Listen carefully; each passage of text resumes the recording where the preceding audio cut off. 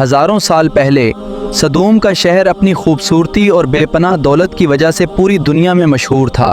اس قدیم تہذیب لیکن اس شہر کے لوگ اپنی دولت کے نشے میں اس قدر اندھے ہو چکے تھے کہ وہ انسانیت کی تمام حدیں پار کر گئے۔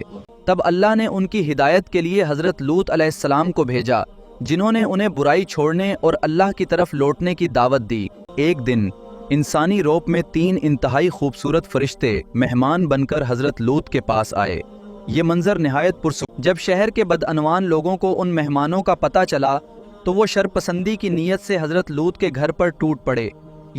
حضرت لوط پریشان ہوئے تو فرشتوں نے کہا، گھبرائیں نہیں، ہم اللہ کے بھیجے ہوئے ہیں۔ اچانک ایک ایسی روشنی نکلی جس نے ہجوم کو اندھا کر دیا۔ فرشتوں نے حکم دیا کہ سورج نکلنے سے پہلے اپنے ماننے والوں کو لے کر یہاں سے نکل جائیں اور پیچھے مڑ کر نہ دیکھیں۔ ابھی سورج طلوع ہی ہو رہا تھا کہ آسمان سے آگ کے بھڑکتے ہوئے پتھروں کی بارش شروع ہو گئی۔ اللہ کے حکم سے حضرت جبرائیل اوش نے اس پورے شہر کو جڑ سے اکھاڑا اور آسمان کی بلندی تک لے جا کر الٹ دیا۔ ایک زوردار دھماکے کے ساتھ وہ سرکش بستی زمین پر پٹخ دی گئی اور نشان عبرت بن گئی۔ شان مکانات تھے۔ وہاں آج ایک ایسا سمندر ہے جس میں کوئی جاندار زندہ نہیں رہ سکتا۔ یہ واقعہ رہتی دنیا تک ان لوگوں کے لیے ایک بڑی عبرت ہے جو اللہ کی نافرمانی اور حد سے تجاوز کرتے ہیں۔